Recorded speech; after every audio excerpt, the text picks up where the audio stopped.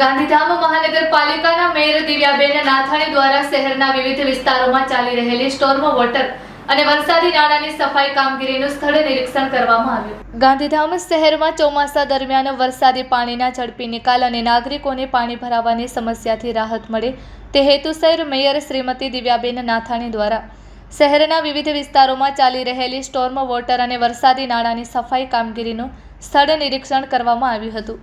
મેયરે સ્પષ્ટ જણાવ્યું હતું કે નાગરિકોને વરસાદી ઋતુ દરમિયાન કોઈપણ પ્રકારની મુશ્કેલીનો સામનો ન કરવો પડે તે માટે તમામ જરૂરી કામગીરી સમયસર પૂર્ણ કરવામાં આવશે.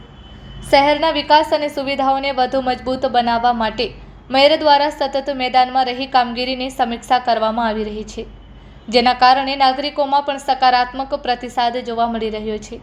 આ નિરીક્ષણ દરમિયાન સ્ટેન્ડિંગ કમિટીના ચેરમેન તેજસભાઈ શેઠ, શાસક પક્ષના નેતા ભરતભાઈ મીરાણી, દંડક સુરેશભાઈ ધુવા તેમજ મહાનગરપાલિકાના અધિકારીઓ અને ઇજનેરો પણ ઉપસ્થિત રહ્યા હતા. Report by Bharati Makhijani, Gandhidham.